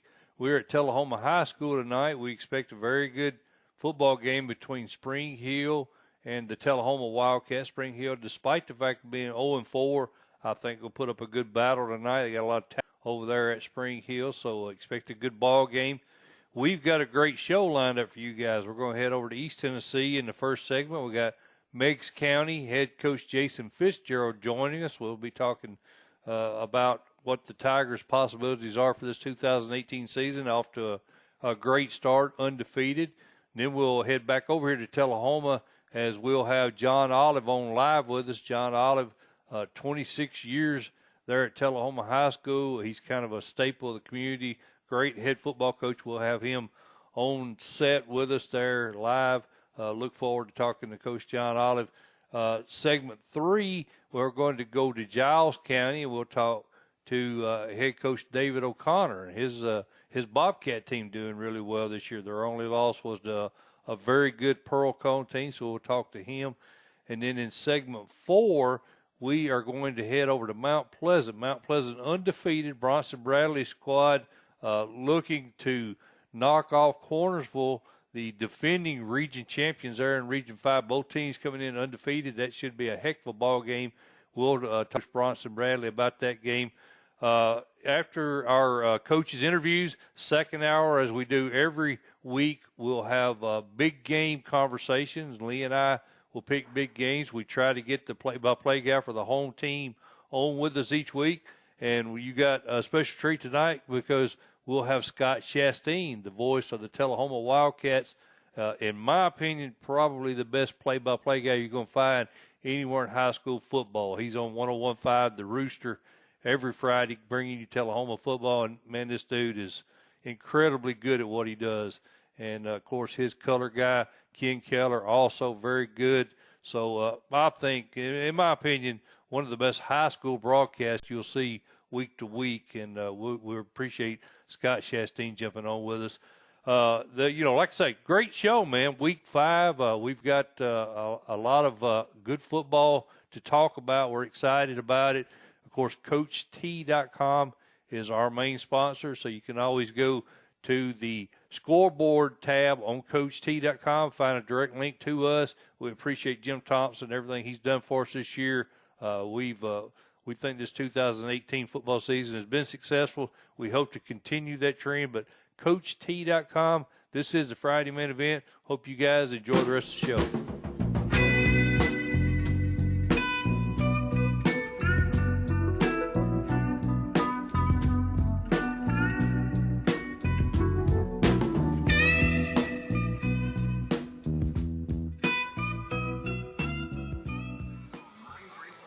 All right, Lee, Friday main event back here. You just pointed out we just got locked in here, Lee. They ain't letting us go home. We may be spending the night over here. I didn't realize they locked that gate, so we'll have to see if we can get somebody to help us out with that air a little later. I bet that Titan pull it open. You think so? Yeah. I was thinking that Frontier might be able to do it. Mike Moulder and Lee Teat, we're talking big games. I appreciate Scott Shasteen jumping on with us, Lee. If you want to treat yourself to a good play call, go over to Rooster 101.5 tonight and check out Scott and Ken calling that Tullahoma Spring Hill game. You won't catch a better play-by-play anywhere, I don't think. He does. He does a really good job. All right, Lee, we're going to keep on trucking, man. Dickson County, bit of a surprise so far this year, Lee. They are 3-1, coming off a 1-9 season last year. 0-1 in the region. They did lose to Brentwood. Centennial actually maybe surprised the other way. 1-3, 1-1 in region play. They've beat Indy, but they lost to Ravenwood and Hendersonville. A couple of very good teams. What's your thoughts on this one, buddy? I think Centennial gets back in the win column tonight. Think so? I do. If you look at Centennial, man, they've had a brutal schedule. Yeah. Cane Ridge, Indy, Ravenwood, Hendersonville. Yeah. That's pretty tough first 4 games, man. And the fact that they were able to put 26 up on Cane Ridge tells me, and we knew that all along. I mean, the offense, they scored a ton of points against the Indy. So I don't think offensively that's been their issue most of the year. The defense has not played well. If you look at Cane Ridge last week, they had, I don't know if you saw that or not when I put that out, but Starling had over 300 rushing yards. Yes. And then Myers had over 200 rushing yards. So that's over 500 rushing yards against this Centennial Cougar team by 2 players last week. That's crazy. Yep. Well, what do you think? Dickson County obviously going to try to run the football now? Yeah, I think so. Probably. I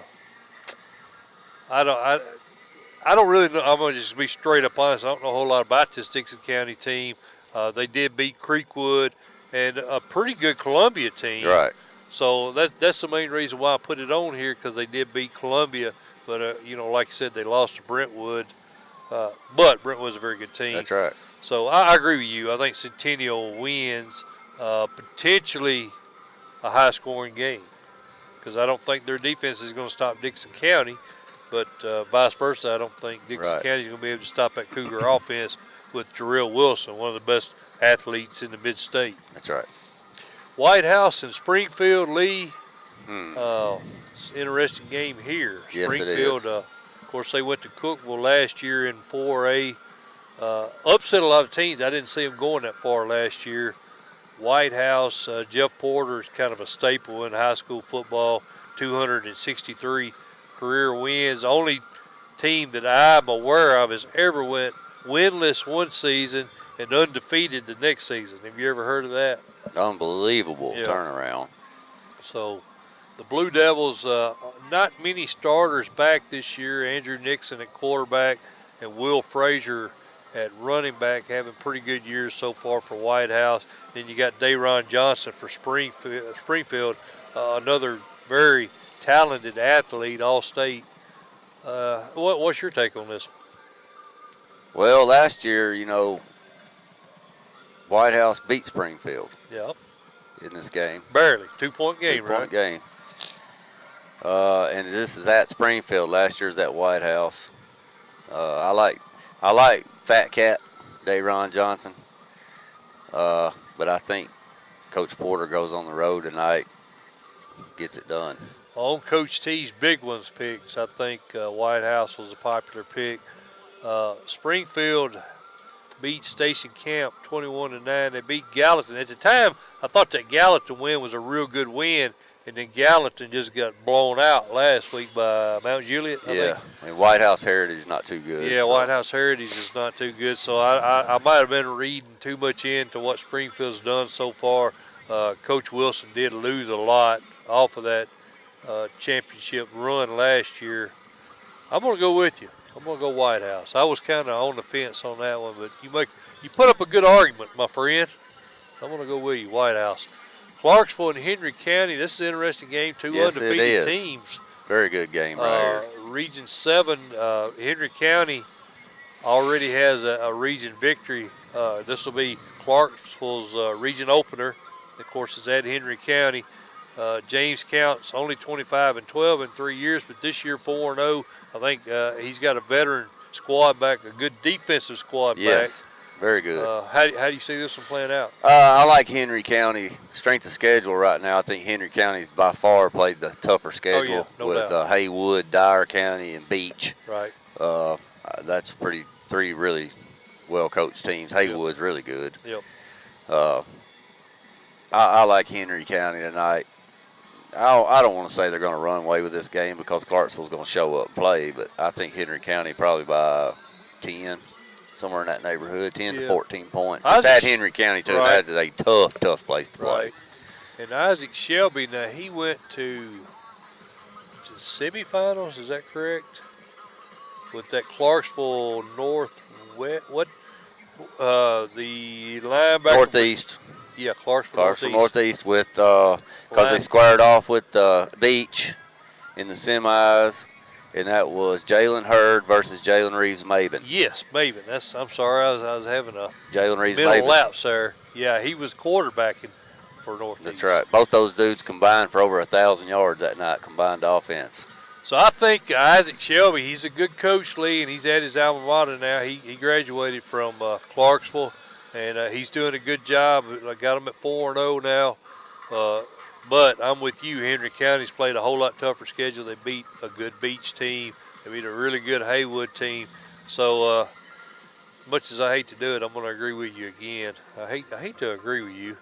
Oh, I had a message for you also on Coach T, one of the Coach T faithful, Cornersville fan, someone you know is his screen name. He wanted you to pick the Tigers, so. Mount Pleasant. Yeah, you kind of let him down. I think you picked Cornersville. I did. I picked Cornersville. You might have sealed his fate.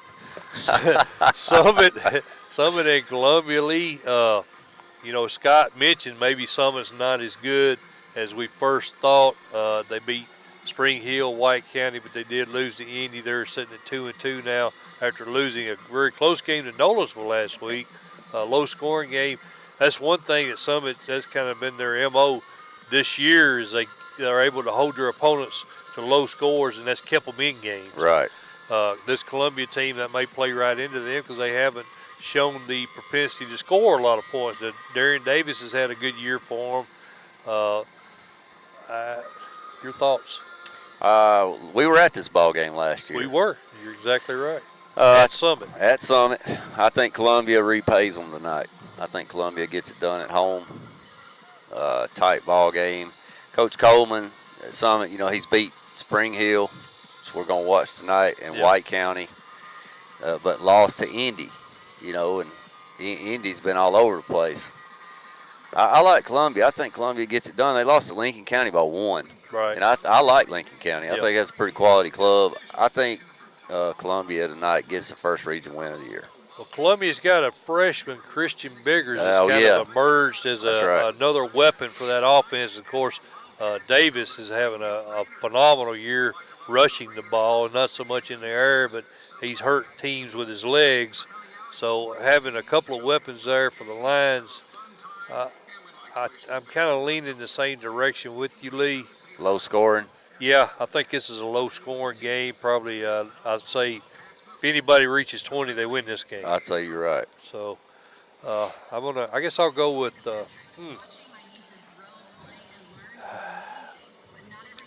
I'm kind of That's quarterback's dad right there, Tommy Fulton. What's up, Tommy? Ben Fulton's dad. He's gonna come over and speak to me. Cool. That dude right there was a darn ball player, man. His son's a good ball player. His son's a good ball player. Anyway, back to the game. I'll go with you. I'll go Columbia because I don't want you to get a lead on me here. I want to go Summit, but I don't know. If it was at home, I'd go Summit. I think the whole field is what's going to. Yeah. I think that's going to be the difference in this one. Camden Central and Fairview, Coach Eric Swinson, his Huntington team, he was worried about this Camden team. Remember, we had him on last week.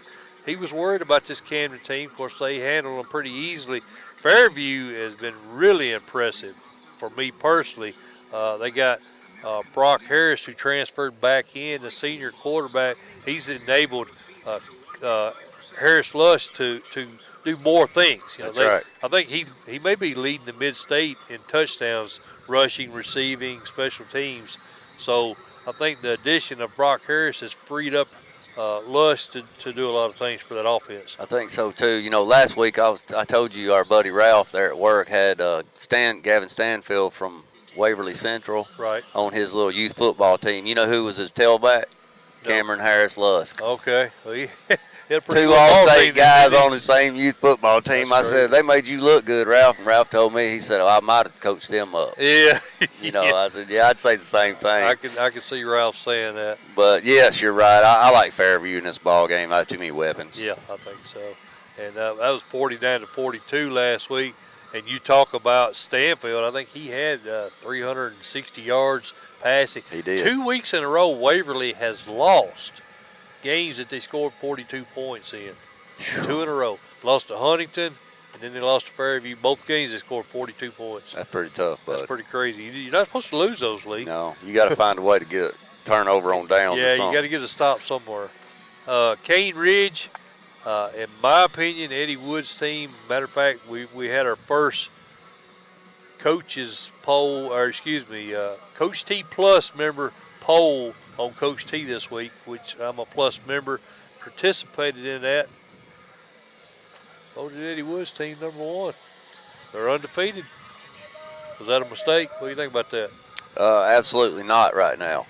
Absolutely not. I think that's a very solid pick. Coach Woods knows what he's doing. He probably is one of my favorites. I like all these guys that we communicate with. I think they're all pretty good. Yeah. But I like how Coach Woods coaches.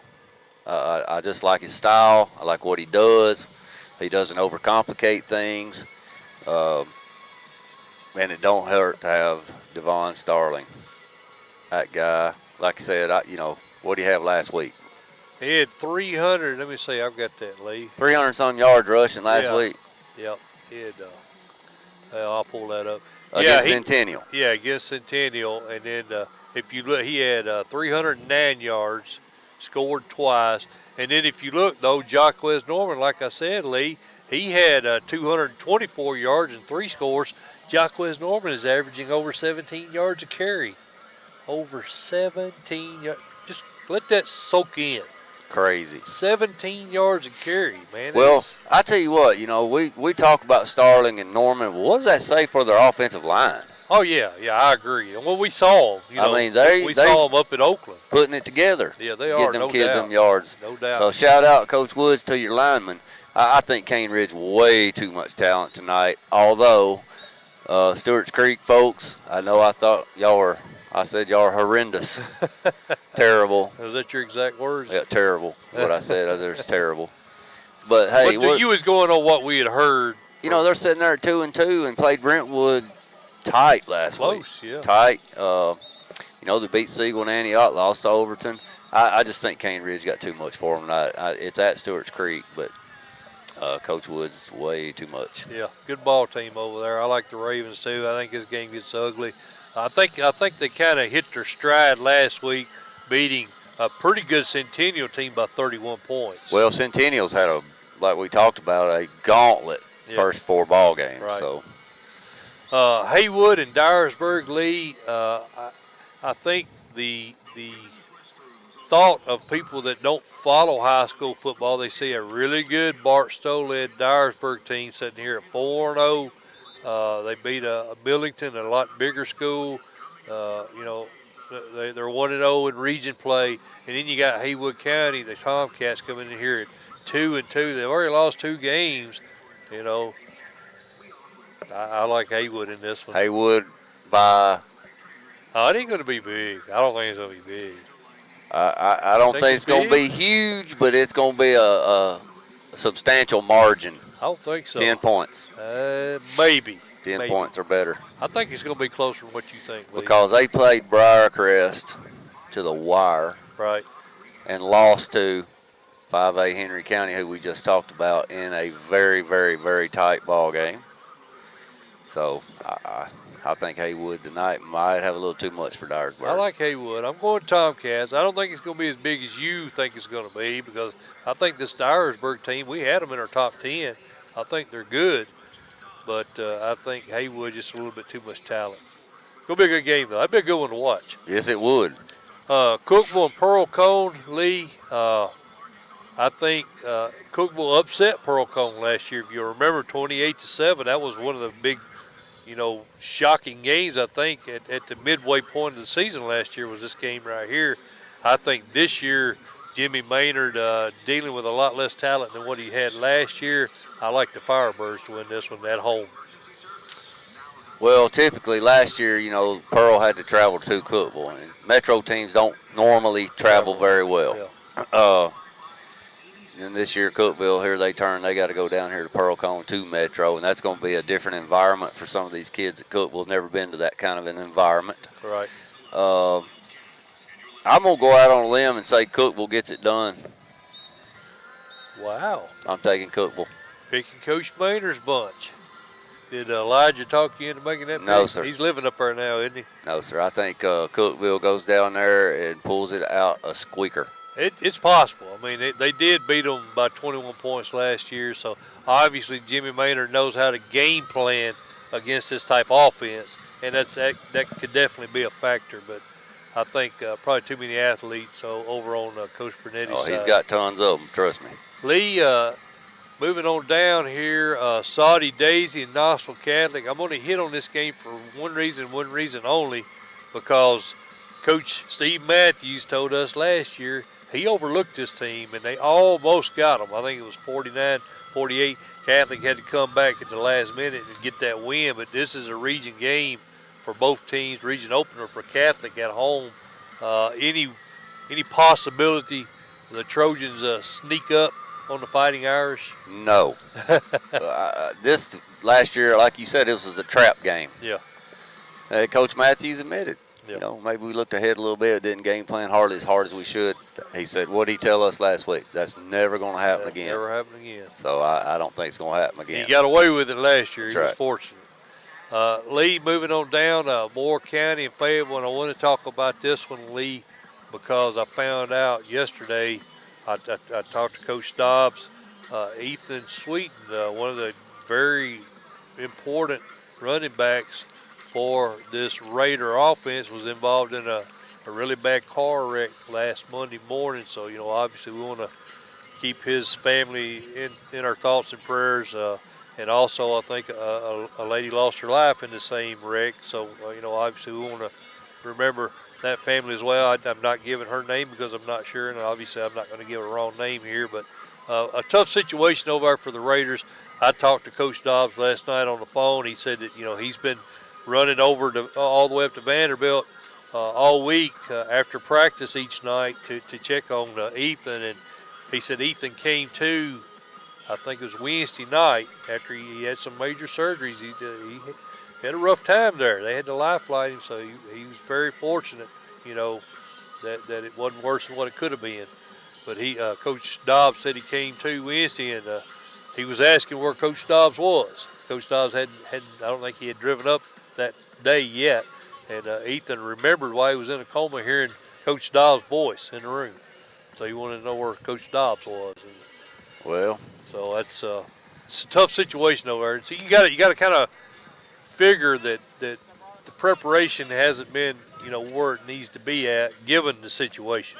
Well, like you said, man, prayers out to Sweeten family, and obviously prayers out to the family of the lady who lost her lives. It's a tough situation, like you said. Moore County, this is a tragic event that's happened, but they're playing Fayetteville. Right.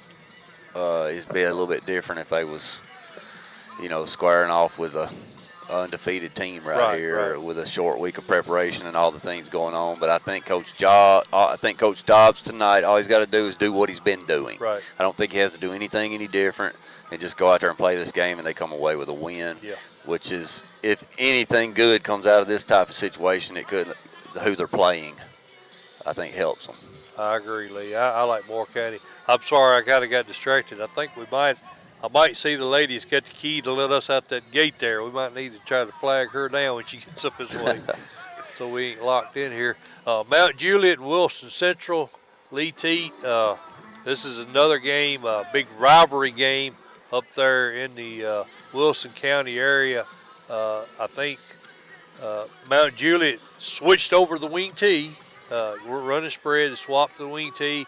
I think last week they kind of pulled things together, 49-3 victory over Gallatin.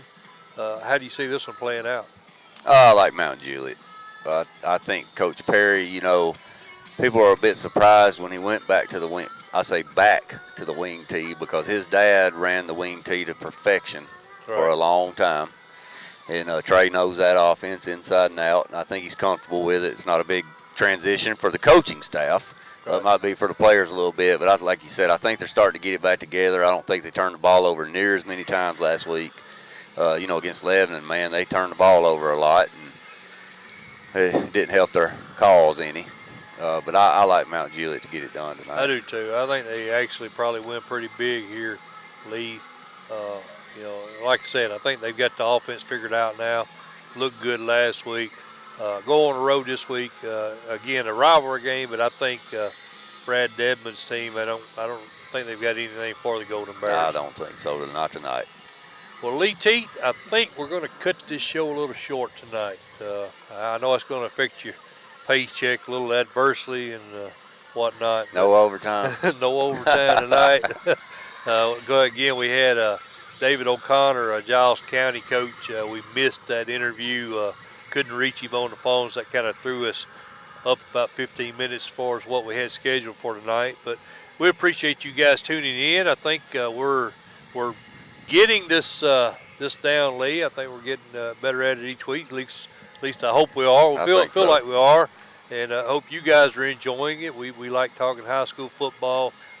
Obviously, I hope it shows with the show that Lee and I put a lot of time and effort into this. And we do it because we're fans like you guys, and we like getting out here and talking high school football. Lee, I think next week I talked to the AD, Brad Cowan, over at Oakland, and we're all hooked up. We're good to go. We'll be at Oakland next week. Oakland and Blackman, that should be a big one, man. Well, people that are watching this next week, we go to Rutherford County, go out to the Oakland Patriots Stadium, come out early. Going to be an exciting atmosphere. Probably two of the top 4 6A schools in the state, I would think. I would think so. Top 4 or 5 anyway. Yeah, no doubt. Squaring off, and there's no love lost in that ball game. But hey, swing out by there and say hey to us. Come by early. You smell that? Yeah, my free hamburger. All right, Lee Teat. Again, subscribe. That's the only thing we ask if you watch this show each week is just subscribe. That helps us know what kind of interest we've got going for the show, and also gives you the ability to set a reminder so you don't miss each week when we go live. You never know who we're going to have on. You never know where we're going to be at, and it's a good deal. Again, that's all we'd like for you guys to subscribe. Hit that thumbs up on the video. That's always good. I think my daughter watched the whole show last week, Lee. Can you believe that? All the way from Minnesota. All the way from Minnesota. So hopefully she's watching again this week. Heck yeah. Love you, if Jennifer. You are, hello. All right, Lee. Next time you see us, we'll be at Oakland High School. Mike Motor, Lee Teat. This has been the Friday main event, and we are out of here.